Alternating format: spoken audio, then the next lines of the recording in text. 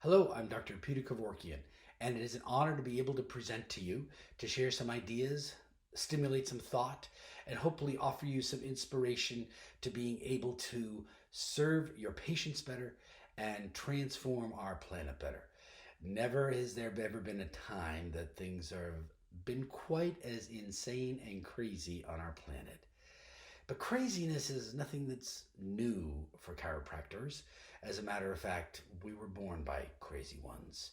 It was crazy ones that decided to realize that pushing on the back of a deaf janitor could allow his hearing to come back. It was crazy ones that developed techniques like Gonstead and Thompson and Logan and upper cervical work. We were born through crazy ones. So I'd like to begin our presentation together with a commercial that was created by Apple Computers a number of years ago. So play along with me as we take a ride back through history to see some of the crazy ones that created the level of thought and ingenuity and innovation that we have today. Here's to the crazy ones, the misfits, the rebels, the troublemakers, the round pegs in the square holes, the ones who see things differently. They're not fond of rules, and they have no respect for the status quo.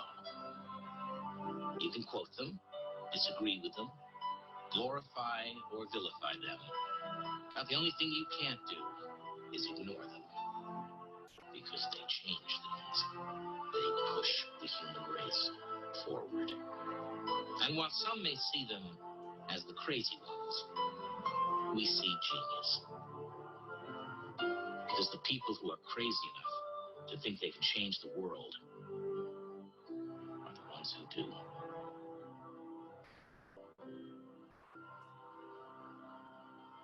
So that was a commercial created by Apple Computers. A good friend of mine, Dr. Garrett Benedetto from New York, said, "That's awesome, except it's got the wrong images." So he redid the commercial. Here's to the crazy ones, the misfits, the rebels, the troublemakers, the round pegs in the square holes, the ones who see things differently.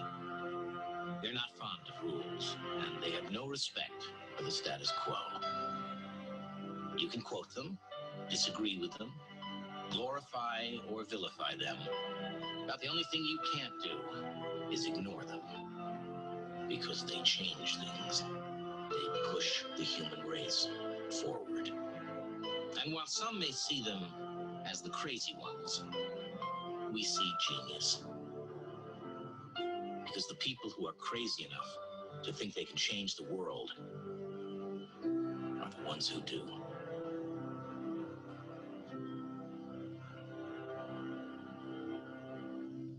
So here's to the crazy ones. We've had lots of them in our profession and lots of them in various aspects of our profession. We've had the philosophical crazy ones, the D.D. Palmers and the B.J. Palmers and the Reggie Golds and the Jim Sigafuses. We've had the science crazy ones, the Chris Kents and the Dan Murphys. And we've had the art crazy ones, the Clarence Gonsteads, the Jim Thompsons, the Hugh Logans, the Donnie Epsteins, the Sue Browns, the Irene Golds, and the Jeannie Ohms. I said we've had loads and loads and loads of crazy ones in our profession. And actually, when you really think about it, we're all a little bit of the crazy ones. To be able to step out into our communities, into our political organizations, into our legislative bodies, and be able to step up and say, we're willing to look at the world differently.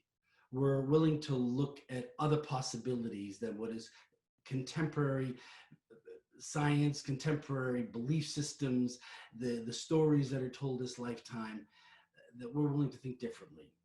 And we're not afraid to go against the grain, against the conventional wisdom, that the majority mindset may not be the best mindset. So I'd like to explore today what I believe healthcare is going to look like in the 21st century, what healthcare responsibilities we have as chiropractors, and particularly centered around a family practice. So I'm in deep, deep gratitude for being able to do this and be able to share my passion with chiropractors. I love doing that. I love teaching. Very often when we come into a place of gratitude, it changes the entire vibration around us. That when we live in a state of gratitude, that energetically it sort of like draws things to us. Even during this rather stressful time, there are so many things to be grateful for. Even during stress times within our lives personally, at the loss of a loved one, or a condition of our bodies, or depression or sadness, or any kind of loss, when we come into a place of gratitude, it really begins to shift the energetic vibration around us. So I'd like to today start with gratitude and have you all give gratitude for the gifts that you have as well as the challenges that you have. Sometimes we look at the challenges in our lives and say, those are the things we don't want. Very often those times, though, are the things that are our greatest blessings. They are our greatest gifts because they teach us the most. The crazy ones in our profession move through the challenges in their lives and sought a different way of looking at things, of serving people, of taking data and information and looking at it from a slightly different perspective, and being able to shift the consciousness of the entire planet.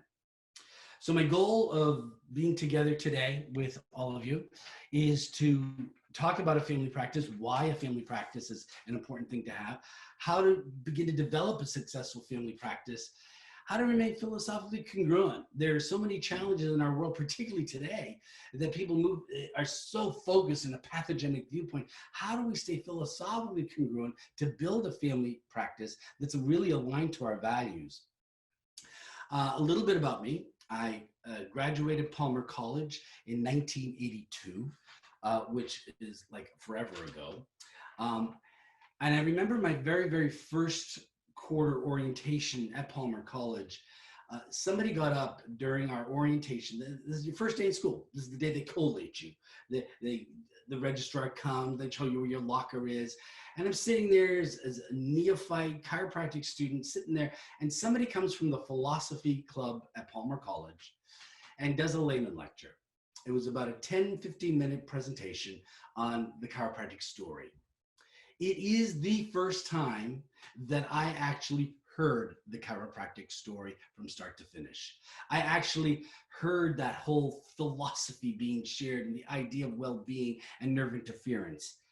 I had tears in my eyes at the end of that 10 to 15 minutes, and I said, damn, if my parents had heard that story when I was a child, I would have had the benefit of chiropractic care from a much younger age.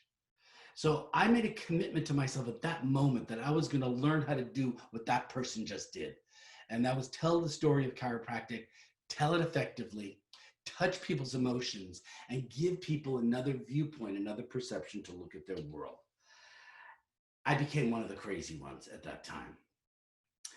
My goals during my time in school were to be the very best chiropractor I could be to improve humanity. I knew that I was going to get there through my own personal transformation. So as we explore today about being the best chiropractor we can be as we move into the 21st century and look at the challenges that are before us as a profession and individually, I want you to consider how staying grounded and anchored in our roots, in our philosophical roots, is really going to provide us with the answers of how to move toward what the culture needs, what the world needs, by adding to it an understanding of a little bit of science, and I'll share with you some of that, and a little bit of a perception of concepts that are just emerging into our world relative to health, well-being, and vitality. I practice in Westwood, Massachusetts with my wife, Dr. Patti Giuliano, and we started our practice together in 1984.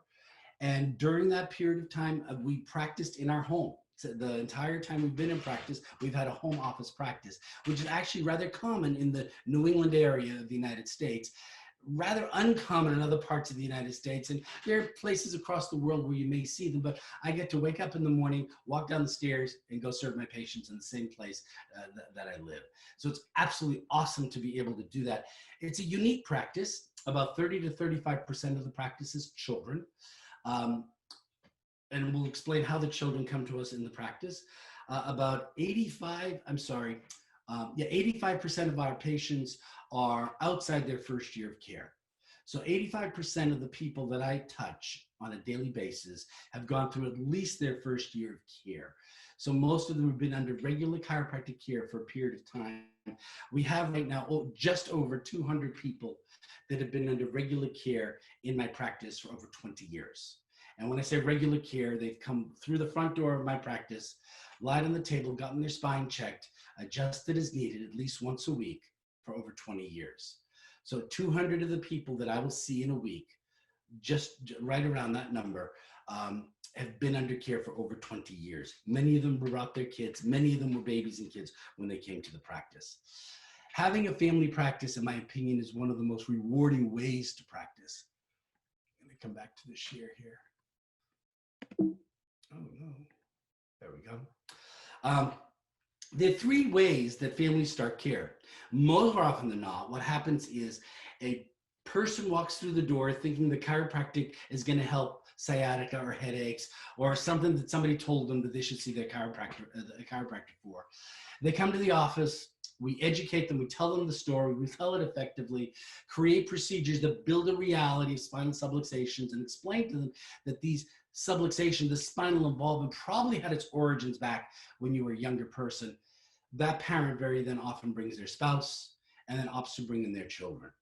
The majority of the children that I see in my practice have started care through that methodology. There's a population in my practice where kids come and they start practice, they come into the practice as the first member in the practice. Usually, this is a parent that has heard that chiropractic is effective at taking care of some condition, bedwetting or asthma or colic or some condition that the child has been experiencing. They don't want to use drugs, or the traditional methods of care that their medical physician has been using hasn't worked, and they want to go to a chiropractor as another option. So this population, very often, if we don't educate them effectively, once their problem goes away, they very often go away, as it does with an adult. But our goal is to educate the parents on the importance of spinal care within a child's lifetime. And the child, more often than not, will stay under care. If they have other children, very often those children will come under care as well. Not they have siblings. And sometimes the parents will come in under care. Another way, and one of my favorite ways to have a family practice, is when a woman comes to us when she's pregnant, when she's carrying her child and she wants to have the best birth possible. And sometimes they come in because the baby's in a position that's less than optimal. Sometimes they're coming in because a midwife or a doula or a nurse practitioner has told them to go see a chiropractor to help them through their pregnancy. If we educate that mom well, not only will she continue care, but that baby that she gives birth to will also begin care, and they'll stay under care for a long, long period of time. I believe that the key to this process, the key towards success, ultimately comes in education. To move somebody from a symptom or condition orientation to a place of the importance of spinal care. That first step is to move from what brings them into the office, which is very often a symptom, ache, pain, problem, or condition, and then bring them to a point of educating the person on the importance of caring for your spine. That the spine is an important organ. When the spine isn't working properly, the body can't work properly.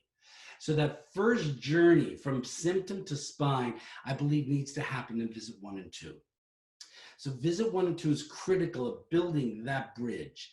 Over time, with classes we do in the practice, being part of the energy of the office, they will eventually get to this idea of, wow, chiropractic is something I should do for my life. It just makes sense to do this for a lifetime. I believe that the educational process that we go through and from visit 1 and 2 to bringing a person from a symptom orientation to a spine orientation is a critical one. Building the reality of the unique service that we offer, making the subluxation real. And I caution you, what we don't want to do is say that a misaligned vertebra is creating the condition that they walk through our offices for. Because we can't say that. We can't say that a misaligned atlas creates a headache. We can't say that a misaligned fifth lumbar creates sciatica. But we can say the misaligned vertebra of the spine has related to that neurological affects that are less than optimal and reduces the well-being of the body. And that as we adjust those spinal subluxations, as we adjust the involvement of their spine, the health and well-being of the body improves. And very often problems begin to go away. But it's not because of what we did. It's because of the body working at a more optimal level. A second thing that I think is critical to building a family practice is the environment. To making the environment kid-friendly. To have it become non-clinical with white coats or stethoscopes. As much as possible to have it feel like you're in a person's home, that it's a place where families can be. And that it's safe and it's healthy to be kids. So we have teddy bears in the office, we crawl around the floor with the kids, we have things that are engaging for children, we have a changing table in the bathroom. So make the environment one that is welcoming for children and families. The third thing that I think builds a family practice is to be affordable, to create a fee system that doesn't cripple people. And I'm not sure what fee systems are allowed in various areas, but generally most of my practice is like a membership, that people pay a monthly or an annual fee and they come and get their spines checked regularly. If it becomes cost prohibitive for a family to be coming in to get their spine checked on a regular basis, the practice will tend to stay within a therapeutic and a pathogenic model. And so I encourage chiropractors to find ways to make it affordable for a family to be able to receive chiropractic care the way that we want to receive care. My wife and I, before we had children, would always get our spines checked every week. We always would have our families, our parents, get their spines checked every week. Our close friends got their spines checked every week. But yet we were telling our patients to come in every 2, 3, or 4 weeks. And we realized it was an incongruency. And that was a major shift in our lives. About 3 years into practice, we say, we need to make it affordable for a family of 4 or 5 or 6 to be able to receive chiropractic care the way that I would want care for myself and my kids, which is be able to get their spine checked once a week. So to be affordable. And then lastly, to offer the clinical excellence, the technical competency to be able to analyze and adjust the spine, particularly a pediatric spine. If you're not sure how to adjust children, develop your skills in that. And one of the places that I would suggest that you do that is through the ICPA. The International Chiropractic Pediatric Association has been around, was created by Dr. Larry Webster many, many years ago, was taken over by Dr. Jeannie Ohm, who sadly passed away last year. The organization is thriving and provides tremendous amounts of resources for chiropractors to elevate their understanding of family practice, clinical competency in family practice, as well as research built within a chiropractic model for family practice. So the ICPA can be caught, you can see the URL there, ICPA4kids.com or ICPA4kids.org for doctors or for the public. Tremendous amounts of resources. If you are not a member, please consider becoming a member. If you need more skills and training in being able to take care of children, connect with that organization. So where I'd like to go right now is to start where it all began. And it all began in 1895 in Davenport, Iowa, with Harvey Littler. So I'd like to relive that for a moment.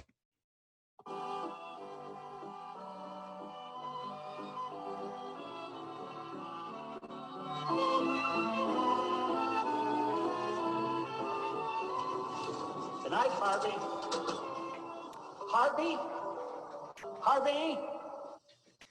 Don't worry about my office tonight. Okay, Harvey?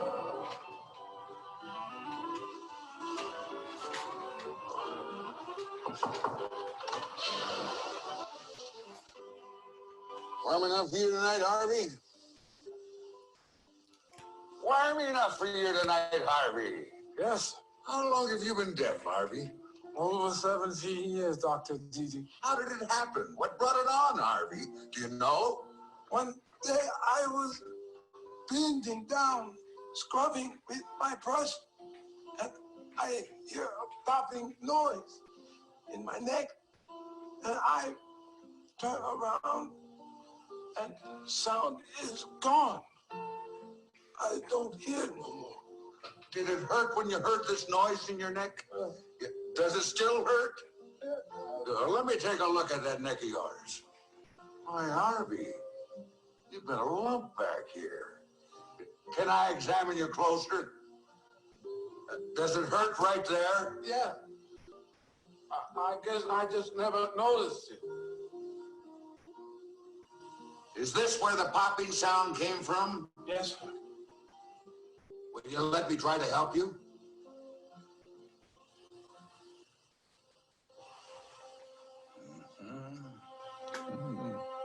Uh-huh.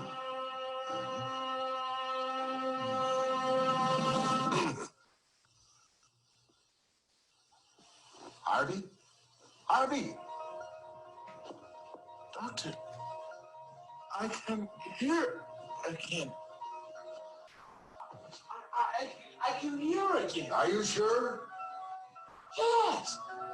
Yes, I can hear again. And our profession was born. At that moment in time, I believe that D.D. Palmer thought he found the cure for deafness. Wouldn't you? You're pushing the guy's back and he could hear after not being able to hear for a lot of years. So he started pushing on the bumps of people back that were deaf.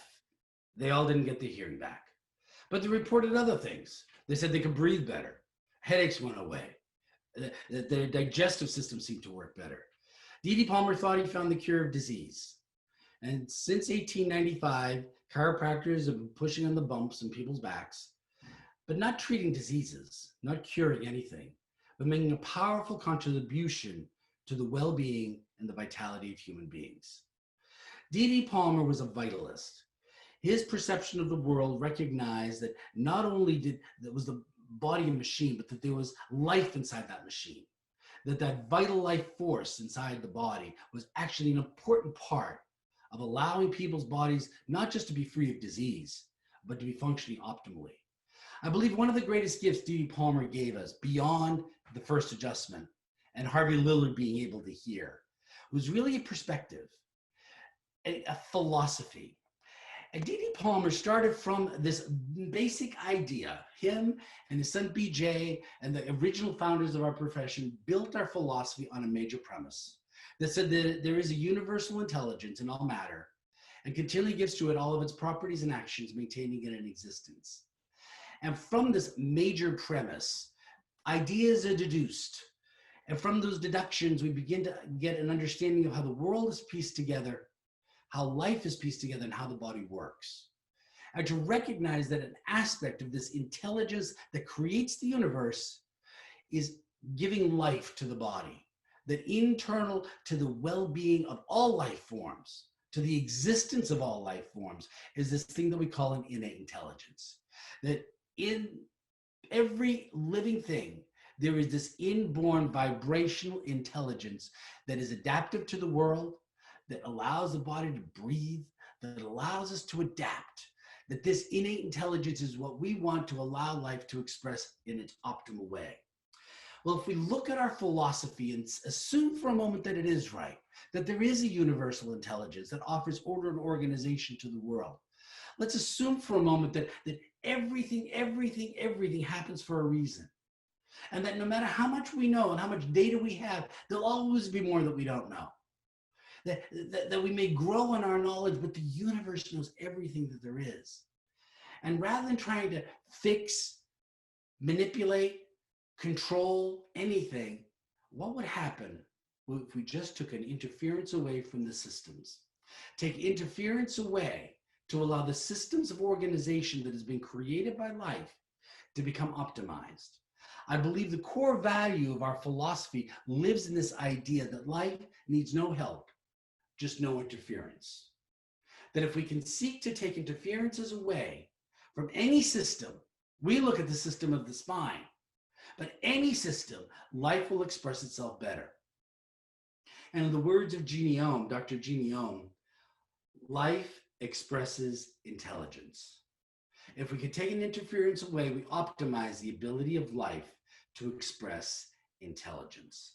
We have many interferences and challenges in our world today, particularly in healthcare. The birth process has become a 9-month disease.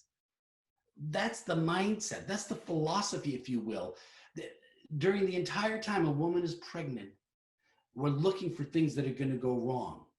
We do ultrasounds. We do a whole bunch of tests and procedures, all seeking to say what might be going wrong. So much fear is put into the minds of women while they are pregnant. Am I going to have a healthy child? So much fear that they're not empowered. They need to go into a hospital to have their birth. They need to have fetal monitors, high intervention. It's not limited to birth. It's throughout our healthcare system. Costs for healthcare or disease care really are skyrocketing. The interventions are going more and more and more in everything to become more diagnostic and analytical, not trusting what life has necessarily created. We have so many challenges on our planet. Toxins in our food, synthetic clothing, pollutants in the air, GMOs in our foods and processing of those foods. The whole issue of COVID-19 has become so pathogenically focused that people feel that the air isn't fit to breathe.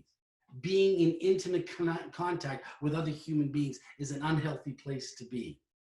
All of this increases the degree of polarity amongst people, where we're engaging more with technology than we are with people to people, eye to eye. COVID-19 has forced us to become socially distant from one another, to wear a mask so we can't even see people's facial expressions. And it's all centered around fear. That the biggest challenges in the entire healthcare system is all built around fear.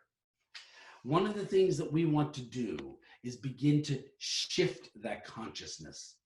And rather than us looking at what can we do to fix things, let's step back and say, what interferences can we remove? What interferences can we remove in our lives, in our communication, in our physiology that allows the body and the systems of life to better express itself? I believe that as we move further and further along our process of evolution as human beings, the greatest gift that chiropractic will offer is not the adjustment, but a mindset that honors the processes of life and honors it to a degree of empowerment of what can happen if we seek to take interferences out of the natural systems that have been designed. So I believe we can extrapolate that to everything.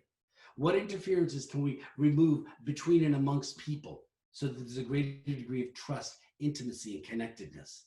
What interferences can we remove within an environment to allow it to become the optimal environment for people to engage at home, in their workplace, in their communities, in their churches? I believe as we offer this to the spine, we can educate our people, our patients, our families, and what interferences can we remove to allow the optimal expression of life. I believe one of the worst interferences that we create within our world, within our communication, even within our adjustments, is when we make people wrong. That the moment that we tell somebody that they are wrong, they feel judged, and it begins to put up a wall in terms of them understanding and perceiving our viewpoint, our direction. So if we're in our practice and we start saying, these masks are wrong, sanitizing is wrong, all this pathogenic viewpoint is wrong, we will build up walls.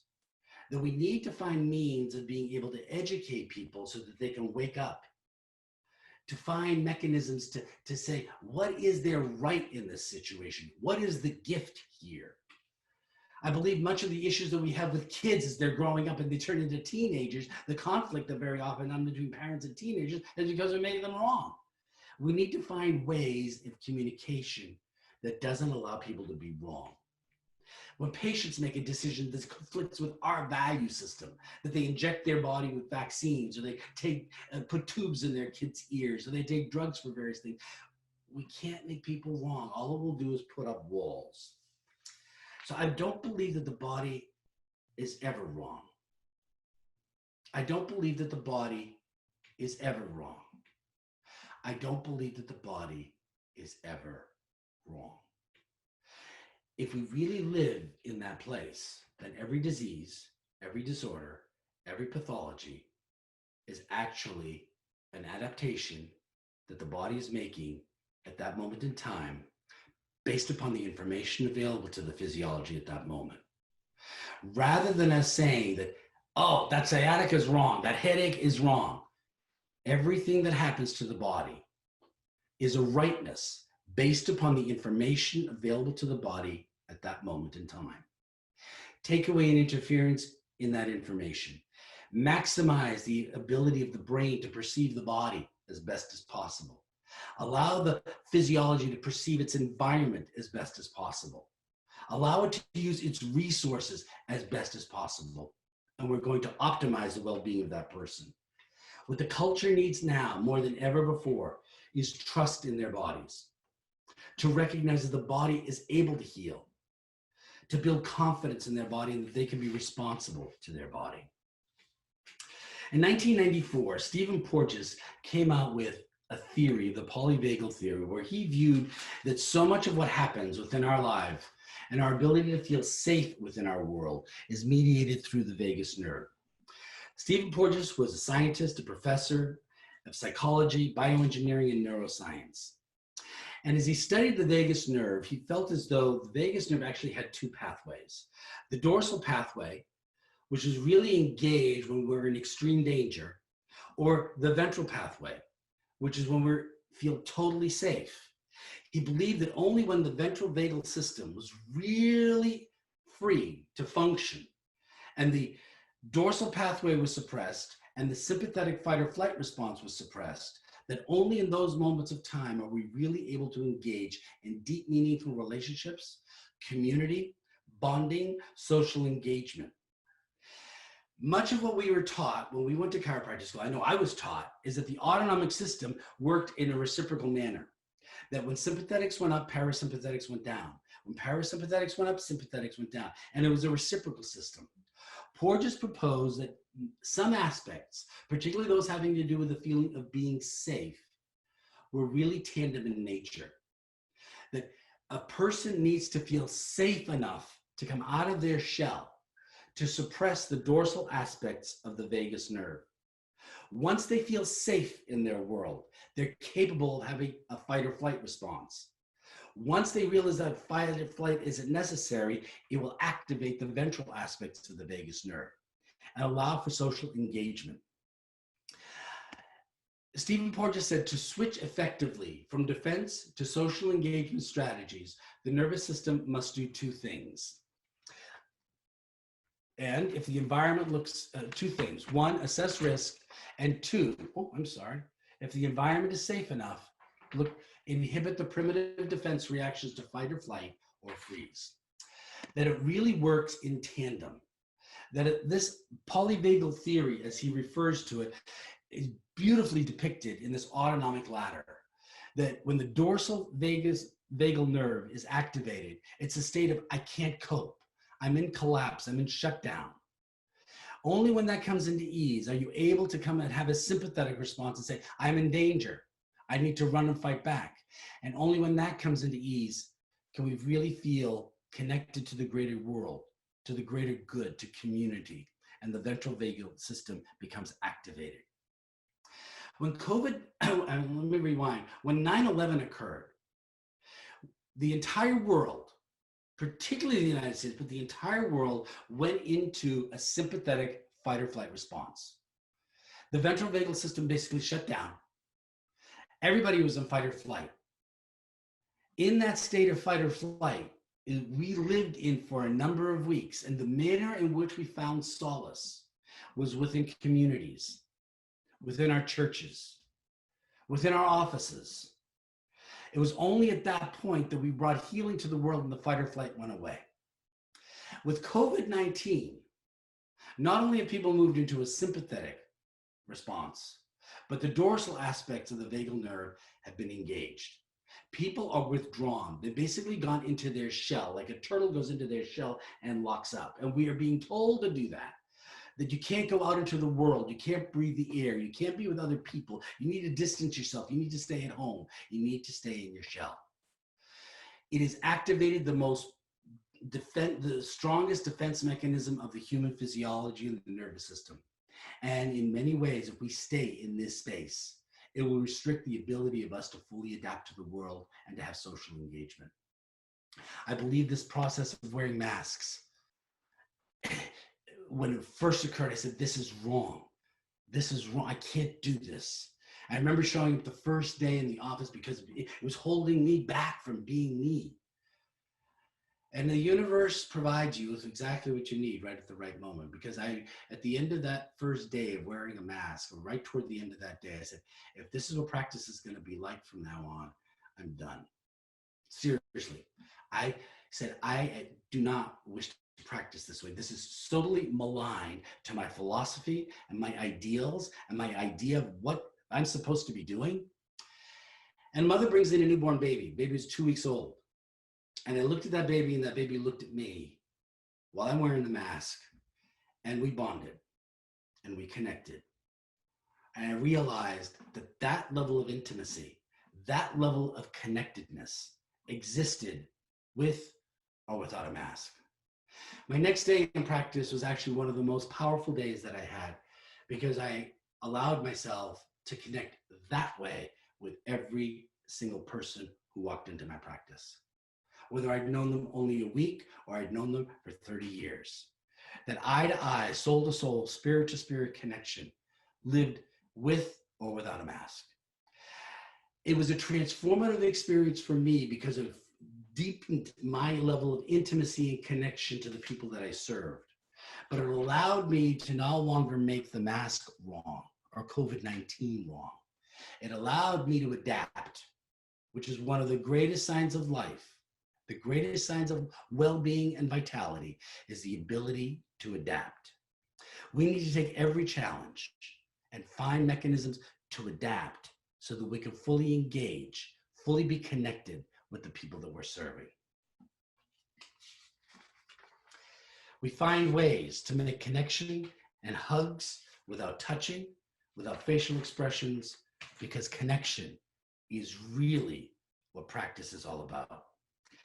Chiropractic has always recognized that health, well-being, and vitality is more than just being free of disease. Dorland's Medical Dictionary provides the definition that the World Health Organization uses to say that health is a state of optimal physical, mental, and social well-being, and not merely the absence of disease and infirmity.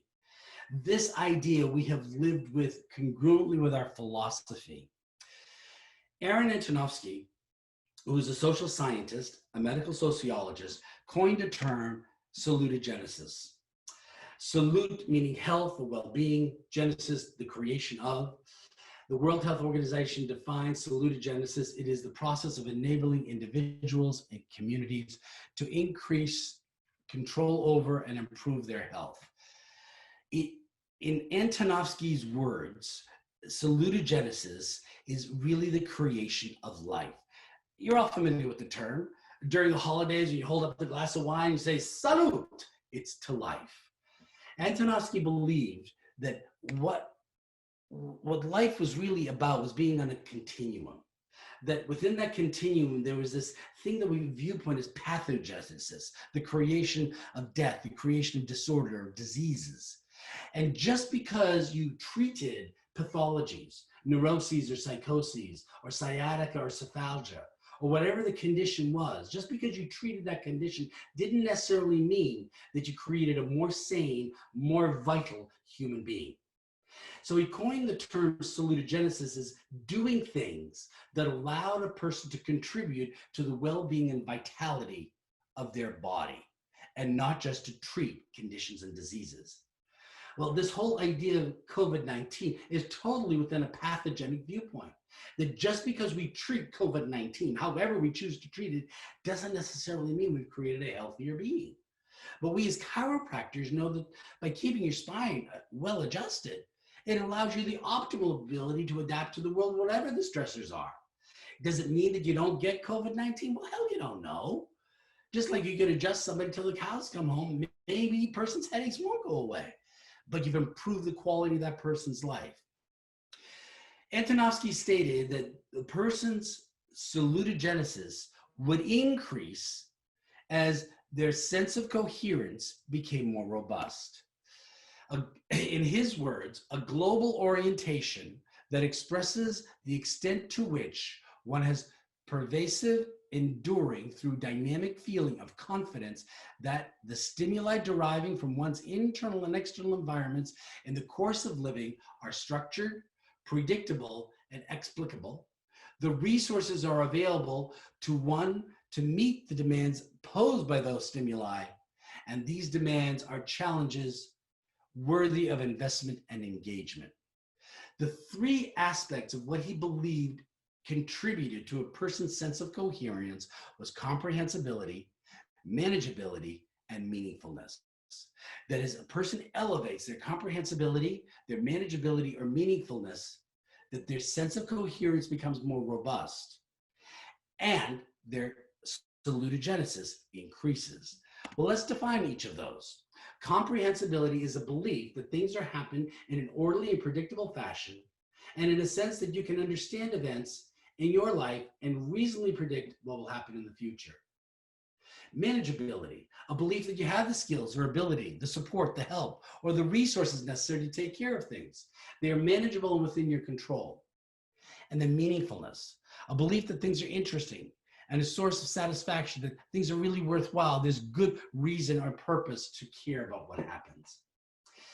Antonovsky lived within social science world. He looked at health, stress, and how people adapted to those things. Chiropractors can totally piggyback on this idea of salutogenesis, but I believe we offer a clinical service, unlike anything else in the healthcare system, that actually elevates a person's sense of coherence, not just in terms of a person's engagement to the external world, not just within their environment, as Antonovsky talked about, but also to their internal world. That when we look at comprehensibility, when we give a spinal adjustment, we allow the brain to perceive the body better. It comprehends its own physiology in a better way. When we adjust spinal subluxations, we improve manageability, an ability of the brain to better control and coordinate a person's physiology.